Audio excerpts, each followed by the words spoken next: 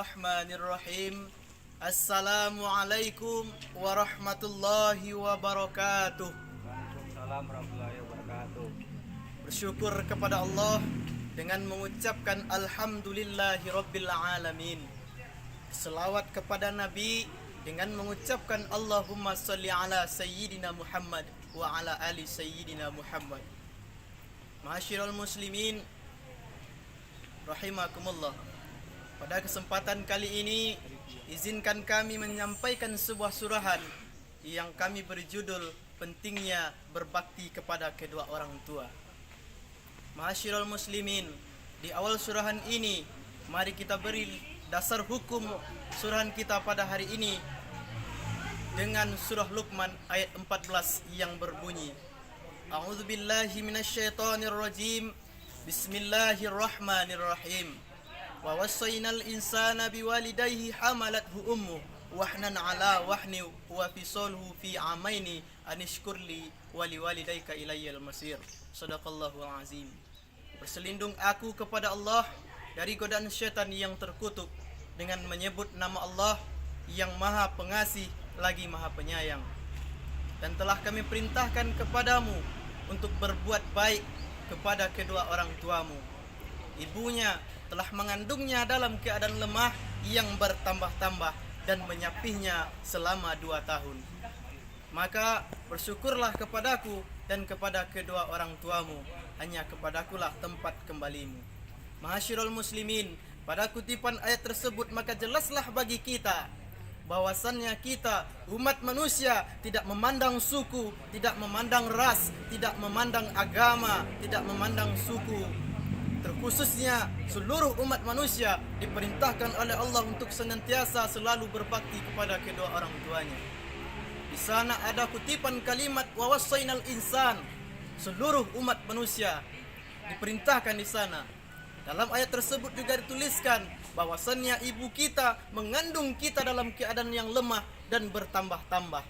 Maka dari itu, jadikan ayat tersebut sebagai langkah motivasi, introspeksi diri kita untuk senantiasa mengenal letihnya, lelahnya orang tua kita dalam mengandung kita.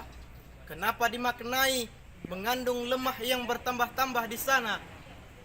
Karena di sana dikatakan bahwasannya orang tua kita dalam keadaan mengandung, hobinya, cita-citanya, seluruh hal-hal yang disukainya ditinggalkannya hanya untuk menjaga janin di dalam perutnya.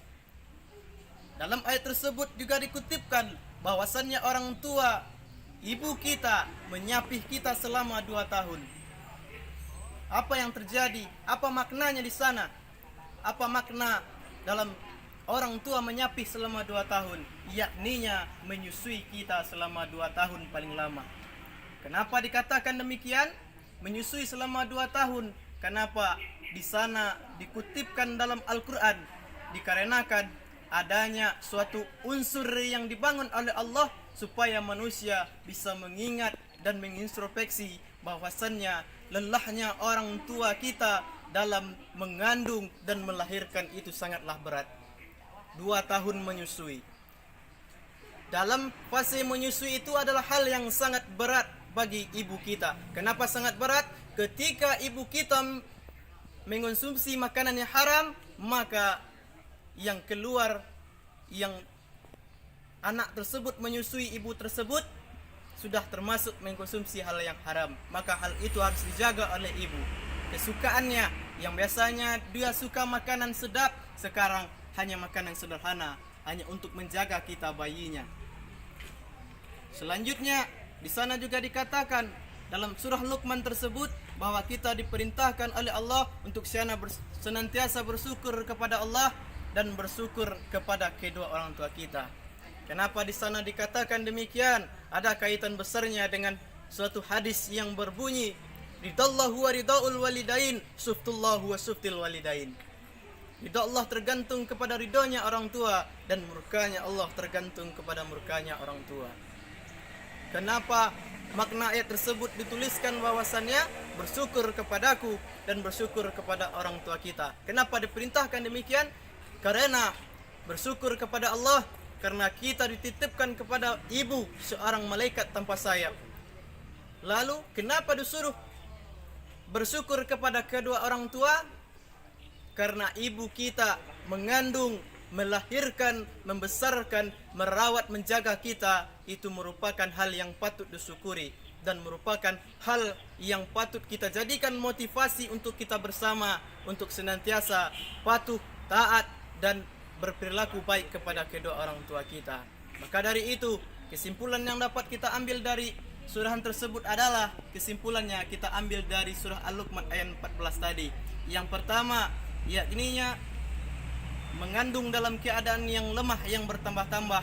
Jadikan itu sebagai introspeksi diri kita, sebagai hal yang akan menonjang semangat kita untuk berbuat baik kepada kedua orang tua kita. Yang kedua, ibu kita menyapih kita selama 2 tahun, menyusui kita. Jadikan itu motivasi kita untuk semangat terus membanggakan orang tua kita dan membalas jasa-jasa orang tua kita. Yang ketiga, bersyukur kepada Allah dan kepada kedua orang tua kita.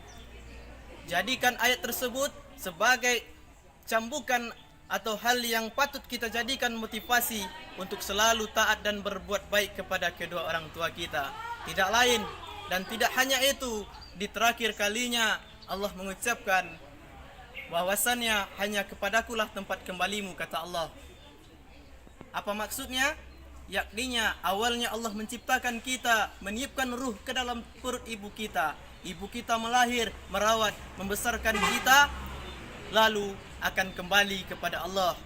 Artinya adalah sayangi orang tua kita semasa hidup, cintai dia, karena ketika beliau sudah tiada, hanya penyesalan yang tersisa dalam diri kita.